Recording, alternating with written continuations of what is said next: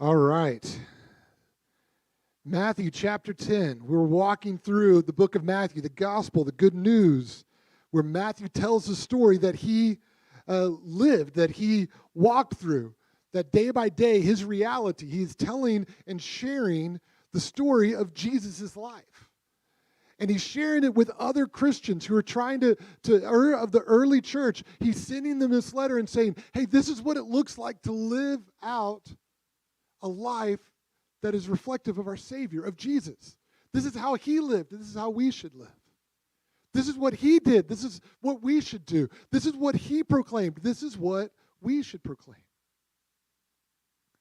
He's discipling the Christians. And as we look at these chapters, as we look at these verses, what we realize is that this word has been given for discipleship, for us to cultivate our faith and our walk with God.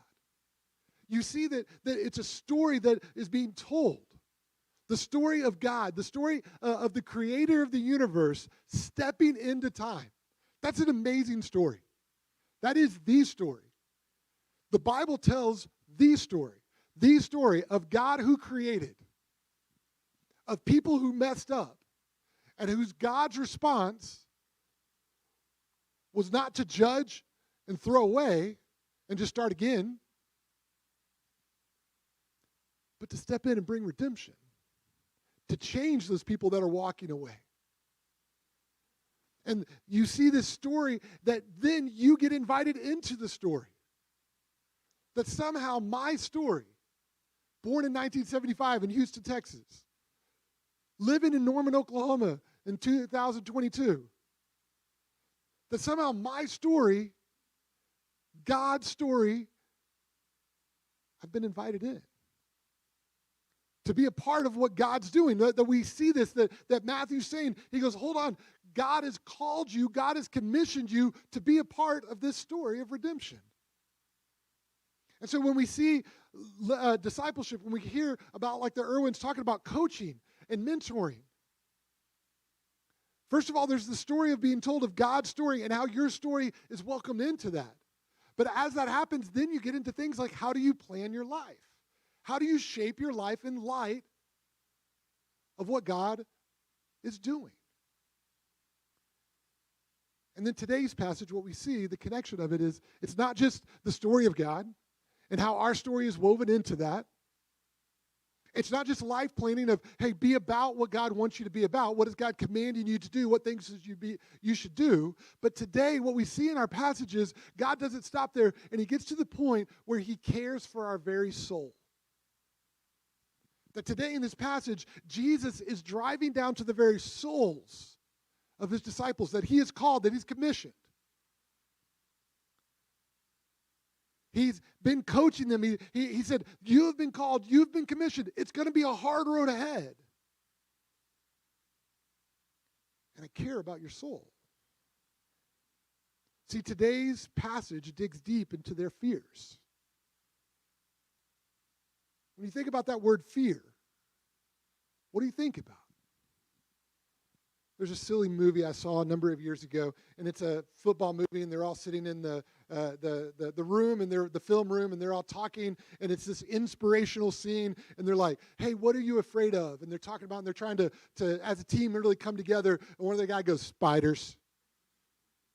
He's like, well, I'm not really talking about spiders. They go, and bees. He's like, is there anything else that we're afraid of besides just spider, like not insects? What else are we afraid of? And one guy goes, quicksand. And the other goes, oh, man, that's so scary. Quicksand. He goes, hold on, I think he's talking about something else. They go, what are you talking about? He goes, you know when you're in a game and you make one mistake and then you make another mistake and you can't, you somehow, you're stuck and you can't get out of that? And they go, oh. Like fears, we could say something silly and be, what are you scared of? This week I've been scared of birds. Don't laugh at me. It's my fear. I've been scared of birds because there's birds on my front porch. And I come, and as I walk through my front door, which I feel like I should be able to walk through my front door, I walk through my front door, they dive bomb me, and it scares me. They use the restroom, and I have a brand new car that I just bought that I really love, and they're using the restroom right near it. And I am fearful of what they're going to do to my paint job. fearful of birds. And you're like, Andy, you're so much bigger than birds. They are. These are little tiny dinky birds. But it doesn't matter. I can still, that fear happens. Think about these three levels, kind of the inward of the soul. Maybe even these three levels of fears. A Christian counselor put this and says, you have the shallows, the midlands, and the depths. The shallows, what are you fearful, just kind of in the shallow part, the birds. I'm fearful, will my Astros win another World Series this year? I'm worried about it. I'm worried, will Chet Holmgren gain some weight before the Thunder season begins? Will OU get a chance to beat USC this year or next year? And will we win by 50 or more? Like, these are the things that you go, hold on. You're like, that's kind of the shallow part. But then there's kind of the midlands, the middle fears that we really walk in. Yesterday I was at a conference and I got to talk to a retired gentleman. And he goes, I'm retired. Does my life really have meaning and does it matter now? Right? That's a little bit more important than Chet Holmgren's nutritional intake. Maybe you're a mom and you're like, is my whole world feeding and diapers and sleep and repeat? You got to think that's it. There's nothing else after that. But today I want us to call us to where I think Jesus calls us to in this passage, and it's to the deeps. The depths, the deepest truths, loves, the wounds, the fears that we have. Psalm 130, 1-6 says this, out of the depths I cry to you, O Lord. O Lord, hear my voice. Let your ears be attentive to the voice of my pleas for mercy. If you, O Lord, should mark iniquities, O Lord, who could stand? But with you there is forgiveness, that you may be feared. I wait for the Lord. My soul waits for the Lord. In his word I hope. My soul waits for the Lord. More than watchmen for the morning. More than watchmen for the morning. The depths. Will you go to the depths with me today? It's not that's kind of the uncomfortable part. We can giggle and laugh and talk about sports. We can even kind of get practical and talk about how should we plan our life and what should our retirement look like? Where should we move? Should we what job should we take? What career path should we choose? But where we're swimming today, where this passage points us today, is the depths. It's a little bit scary in the depths. Because our question for today is simply this: do you fear? The answer is yes. Can we be honest? The reason why Jesus in this passage says, do not fear, is why? Because they are in fear. Are you willing to step into that?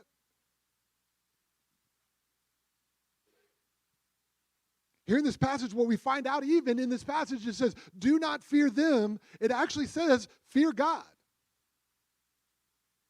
So it's the fear of man versus the fear of God in this passage. It's, one person put it, servile fear rather than filial fear.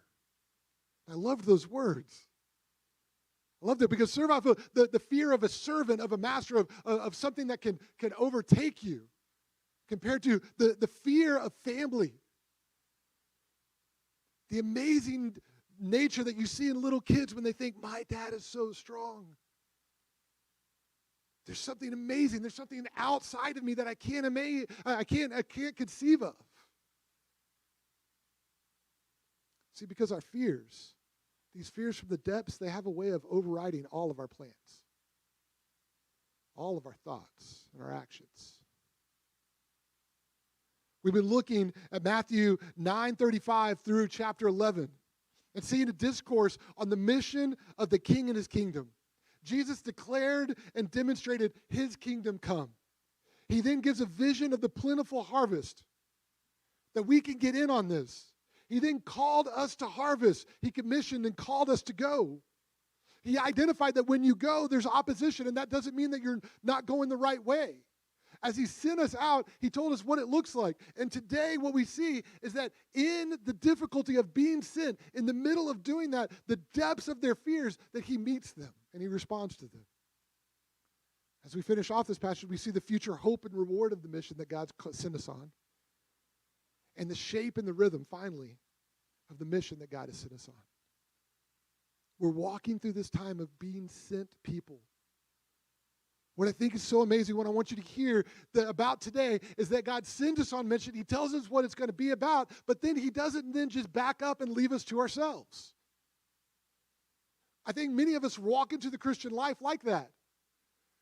God says, you're a sinner. You need to be saved from me. Put your faith in me. Yes, I put my faith in you. Be baptized. I am baptized. Come to church on Sunday. Remember who Jesus is. And then we walk out that door and God goes, all right, see you next week. It's not Jesus. Jesus goes to the depths of our fears and he speaks to them. He promises his presence through these difficult times. Today, he meets our deepest fears. Today, do you need God to meet you at your deepest fear? Your deep fears that maybe you can't even articulate? You don't even know how to say? Maybe your fears that you don't even know you have. The things you don't even know that you're afraid of, but they're so deep that you can't even put words to them.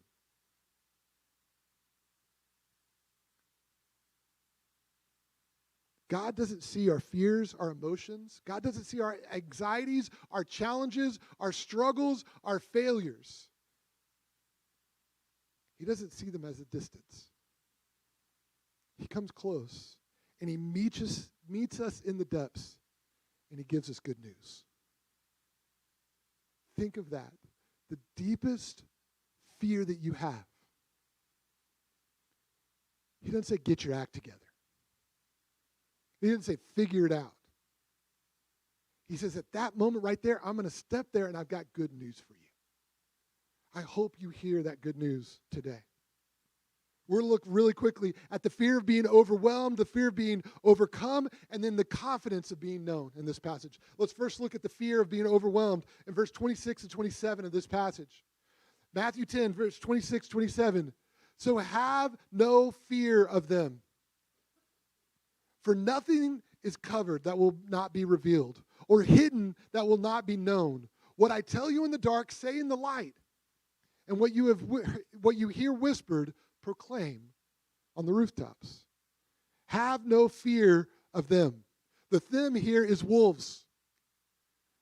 He's saying, have no fear of the wolves that I just talked about, the ones that are going to push back on what you're doing, the adversaries that you're going to run into.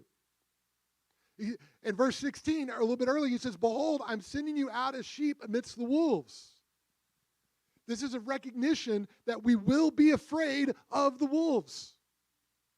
It makes sense for a sheep to be afraid of a wolf. If you saw a sheep and they're not afraid of the wolf, you're like, that's a dumb sheep. And so this is not saying never have any fear.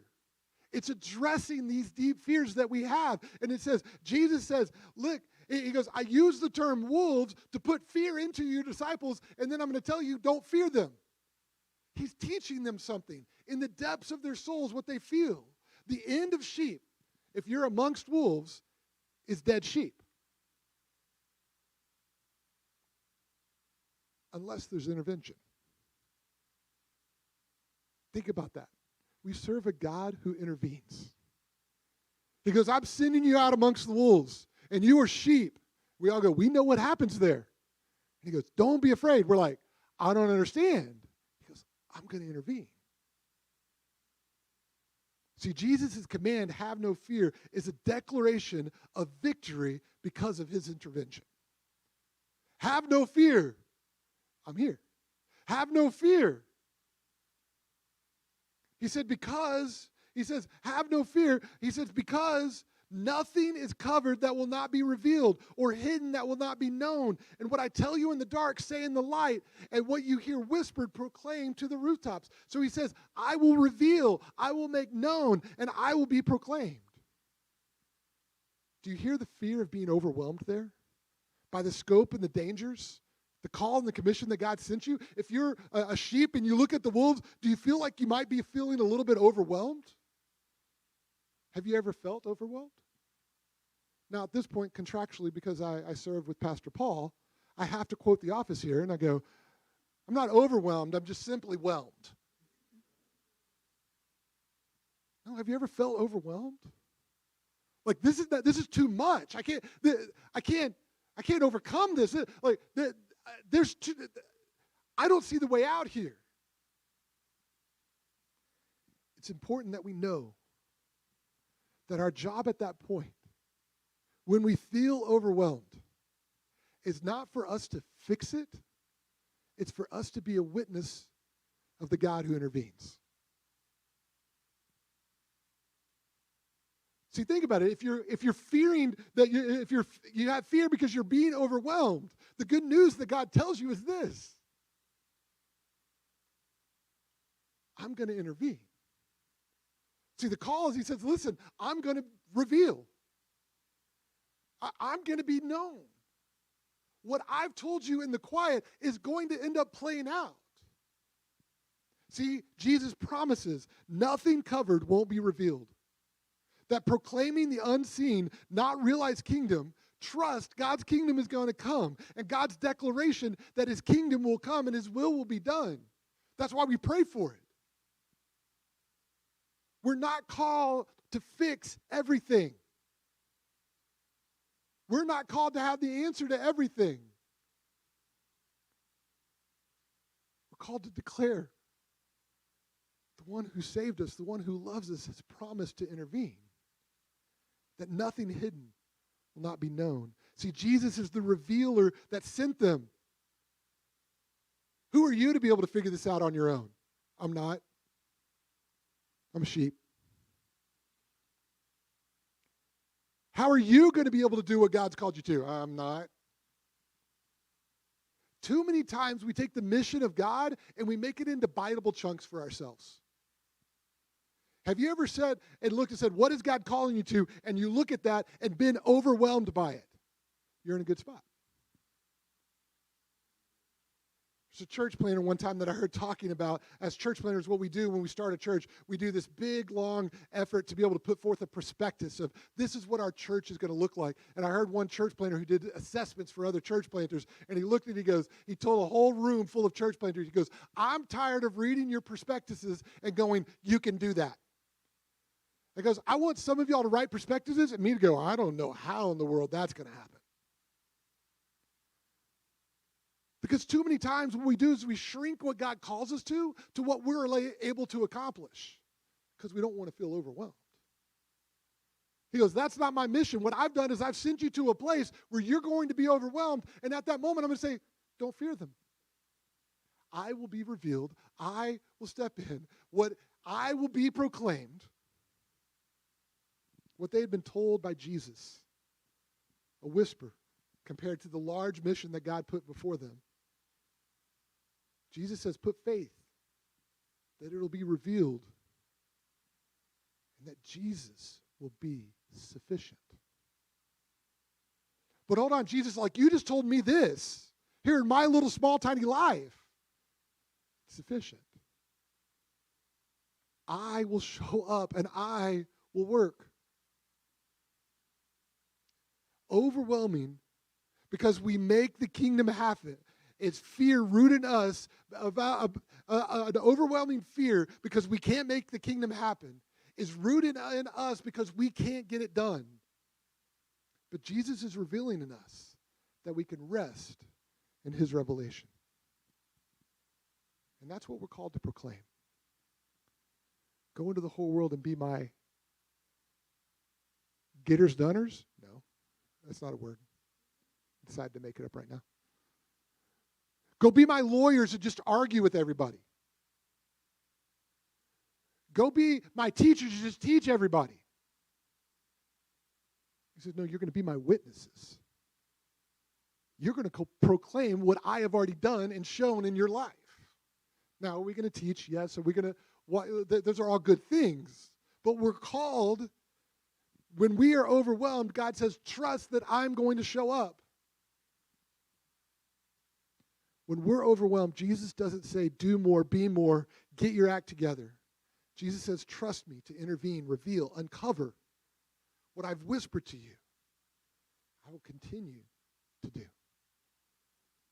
So what overwhelms you?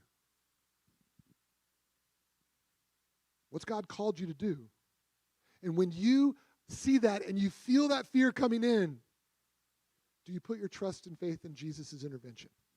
Do you trust the ultimate victory of Jesus? See, this is the next challenge of Jesus, not just being overwhelmed, it's also being overcome. And he addresses it in verse 28. He says, do not fear those who can kill the body, but cannot kill the soul. Rather, fear him who can destroy both the soul and the body in hell. You go, I might be overcome. Hold on, I might die. I might be killed by this. And he goes, yes, you might. And you're like, that wasn't the encouragement I thought it was, right? It's like, I'm fearing death. And he's like, you should. Well, you should actually feel a worse than death. Like, well, I think sometimes we're so avoidance, we want comfort so much that we go, well, obviously I'm not supposed to do anything that could put my life in danger because that's my life. God doesn't call us to avoid that. He actually calls us through that. And he goes, listen, don't worry about just losing your life. He goes, worry about the one that gives you life and gives you eternal life, the body and the soul. See, we have the fear of being overcome. And at this point, God says the way through the fear of being overcome is to not avoid fear, but to step through fear and fear God. One of my favorite verses when I was a college pastor, it's what we called our Wednesday night Bible study. We called it 9:10. Partly that was because college students are really weird, and they start Bible studies at 9:10 p.m. So you're like, I'm in bed. I am too now. I couldn't do it now. But college students loved it. We would get done at like 11:30, and they're like, what are we going to do for tonight? And I'm like, it's already tomorrow morning. But because I was really smart and edgy, and we called it 9:10, and I'm not joking. You're like, oh, has this been like a verse that really like shaped your life? And I'm like, no, I literally started in Genesis and looked at. I'll go to chapter 9 of every book of the Bible and just read the verses around that. And I got to Proverbs. I went 9:10. Oh, hey, that one's good. We're going to start at 9:10. I'm not holy, people, but Proverbs 9:10 has been one of those things that I found silly. And God has just sown into me. And it says this, that the fear of the Lord is the beginning of wisdom. And knowledge of the Holy One is insight. I think so many times we're afraid of being afraid. God calls us through and he says, listen, don't fear man, fear God. Don't fear something that can master you. Fear your loving Father who has you in his affection before you. You're going to fear someone. Because we will fear when we come to those moments when we realize things are bigger than us. It reminds me of little kids in the pool.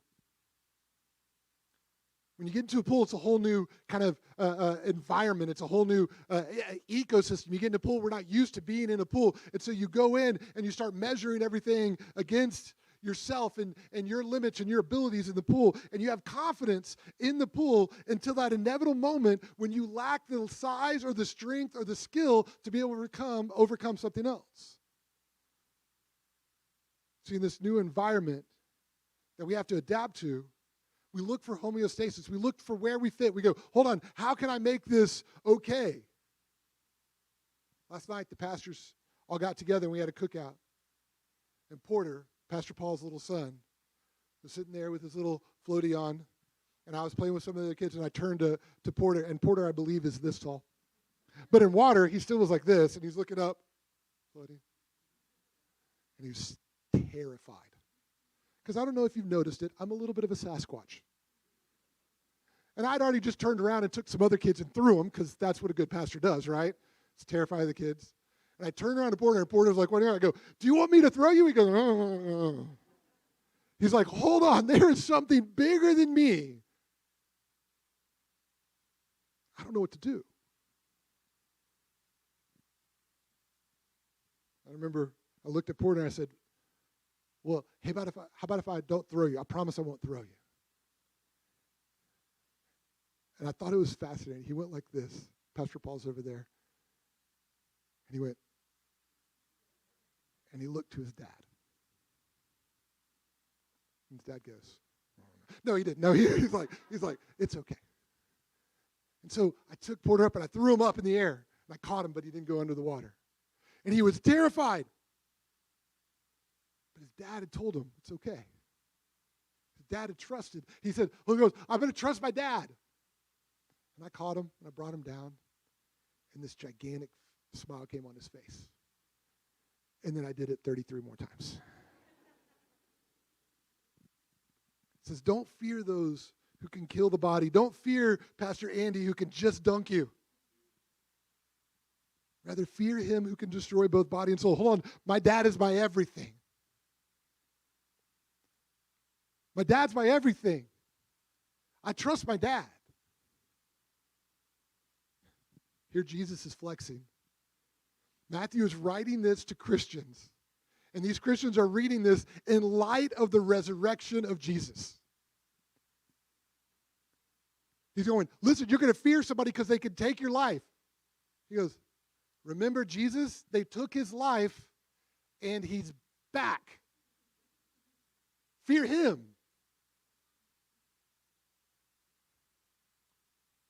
Matthew is saying that his call, this is Matthew's call, that Matthew's commission. He goes, in this I might lose my life. I might be overcome. But Jesus told us to look to his victory and fear and honor and revere that. This is the same Jesus that called us. Like we talked about last week, this is actually a passage written to these people that he's called, a specific historic group of people, a specific historic call. But Matthew's telling this about himself, going, this is the same Jesus that we're called to go make disciples of everybody. We are disciples of the same Jesus. You can trust the same Jesus. You go, but how do I know he knows me? Look at the next few verses. Are not two sparrows sold for a penny? And not one of them will fall to the ground apart from your Father. But even the hairs of your head are all numbered. Fear not, therefore. You are more value than many sparrows. He says, trust the power and the sovereignty of God. Trust the power and the sovereignty of God that numbers hairs. Nobody numbers hairs. This is not high on God's priority list. It's just that he's sovereign.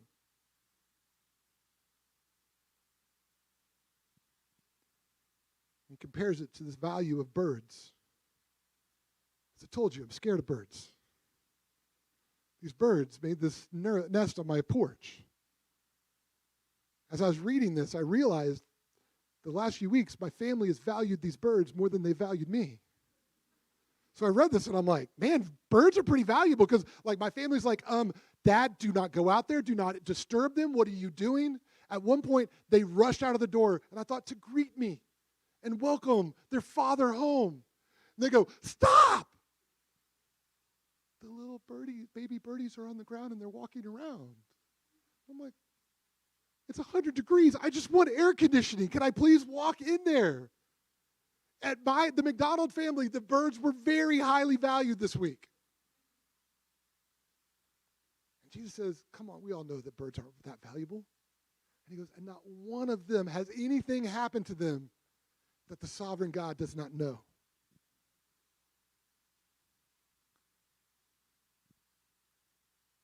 My family says those birds were more valuable than me.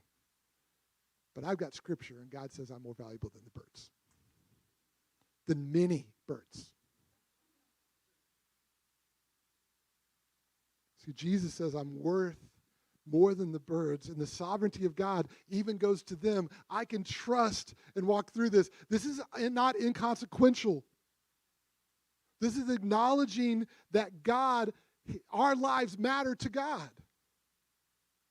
It's actually saying, hold on, if we look at this passage, another way to look at this passage and read it is there's actually a contrast, that there's a consequence in this. As you see earlier in this passage, it says, listen, that be fearful of the one who has the power of her body and soul into hell.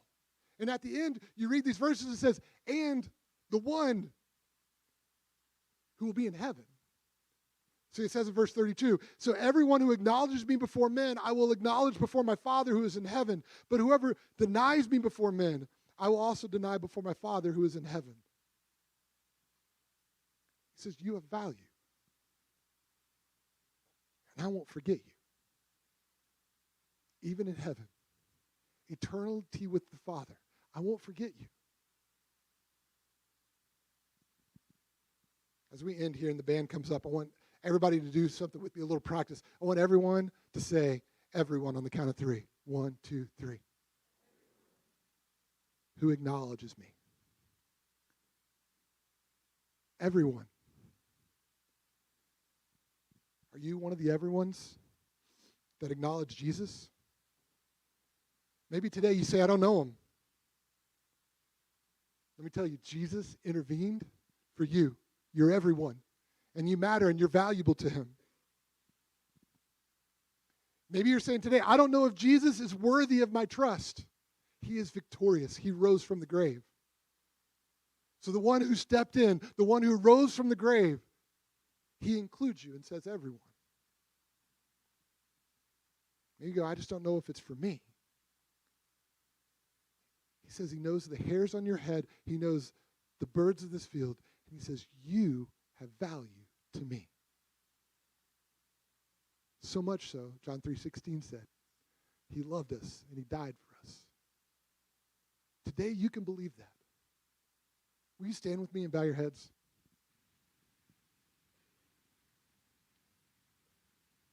Maybe this is an overwhelming moment for you. You're like, this seems like a big thing. It seems like I should be fearful. You should. You should be in awe and in fear of a loving Father who says that you have value. He died on the cross for you. He has had the victory, and he shares that victory for you. You go, what do I need to do to be saved? Believe in your heart and confess with your mouth that Jesus is the Christ. You can be everyone who acknowledges him. You're welcomed into that.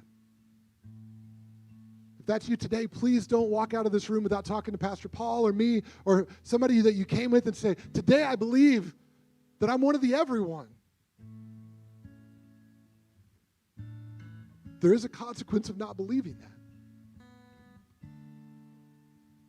Do you trust it? Christians, today, if you're fearful, you wonder, does that matter? The answer is yes.